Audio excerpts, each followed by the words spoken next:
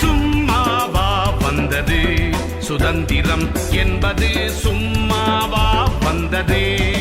பிளாசி முதல் செங்கோட்டை வரை உரை ஓவியம். சுதந்திரம் என்பது சும்மாவா வந்தது.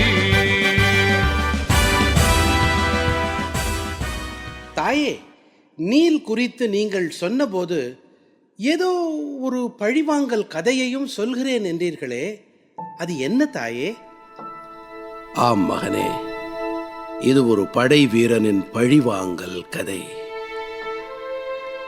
1857 முதல் சுதந்திர போராட்டம் என்பது இப்படி எண்ணற்ற சரித்திர சுவடுகளை கொண்டதுதான். ஜெனரல் நீல் பற்றி சொன்னேன் அல்லவா, அவன் தொடர்புடையதுதான் இந்த பழிவாங்கல் கதையும். ஜெனரல் நீல் கான்பூரில் கட்டளை அதிகாரியாக பணி செய்த போது அவன் கீழ் ஒரு டபேதாராக வேலை செய்து வந்தான் சுபார் அலி. அவன் 1857 நடந்த கான்பூர் எழுச்சியில் சிப்பாய்களுடன் சேர்ந்து கொண்டு கலகத்தில் ஈடுபட்டான். சதி சௌரா காட் படுகொலைகள் நிகழ்ந்த போது ஜெனரல் வீலர் கொல்லப்பட்டான் அல்லவா, அந்த சம்பவத்தின் போது சுபார் அலியும் உடந்தையாக இருந்தான் என்று குற்றம் சாட்டப்பட்டது. ஜெனரல் நீல் முன் நடைபெற்ற விசாரணையின் போது சுபார் அலிக்கு மரண தண்டனை கொடுத்தார்கள். சுபார் அலியை தூக்கில் போடுவதற்கு முன் நீலின் உத்தரவுப்படி அவனை பீபீகருக்கு கொண்டு சென்றார்கள்.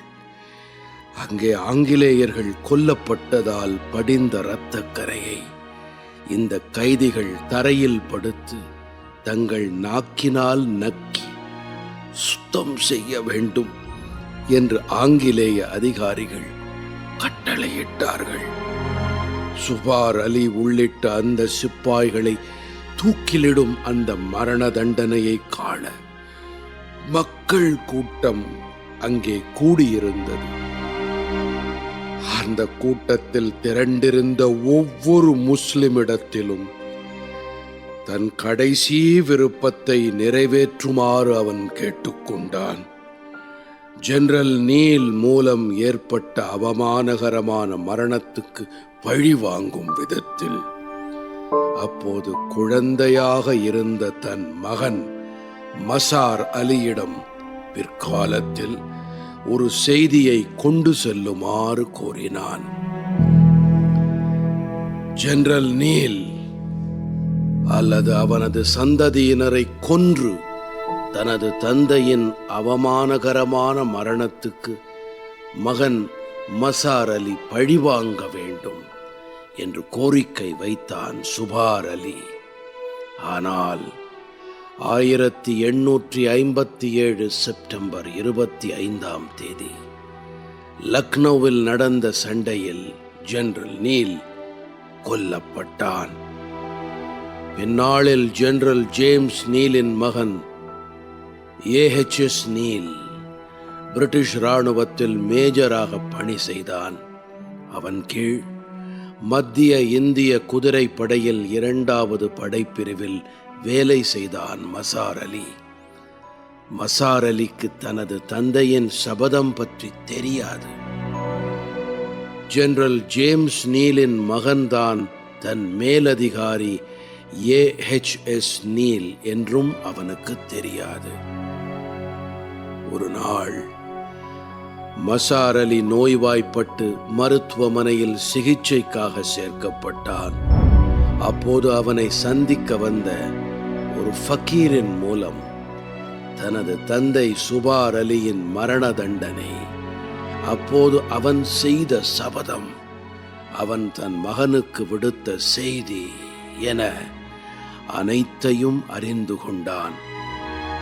தன்னை ஓரளவு நன்றாக நடத்தி இருந்தாலும் தன் மேலதிகாரி AHS நீல் மீது மசார் அலிக்கு ஆத்திரம் உண்டது. தன் தந்தையின் அவமானகரமான மரணத்துக்கு பழிவாங்க துடித்தான் மசார் அலி. ஜேம்ஸ் நீலின் மகன் மேஜர் நீல் தன் கையால் சுடப்பட்டு மரணிப்பது விதியின் ஆணை என்று ஃபக்கீர் சொன்னதற்கு கீழ்ப்படிந்தான். அடுத்த நாள் அணிவகுப்பு நடந்தபோது ஆக்கூரில் அவன் மேஜர் நீலை சுட்டுக் கொன்றான்.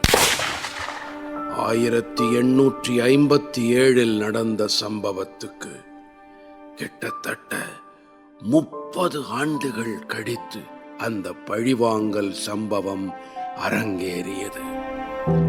1887 மசார் அலி விசாரிக்கப்பட்டு அவனுக்கு மரண தண்டனை வழங்கப்பட்டது.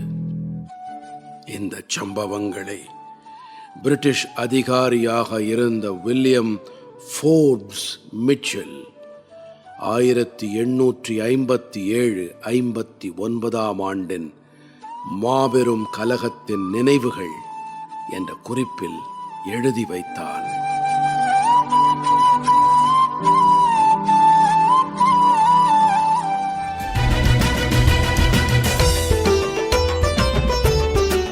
பிளாசி முதல் செங்கோட்டை வரை உரை ஓவியம் கேட்டீர்கள்.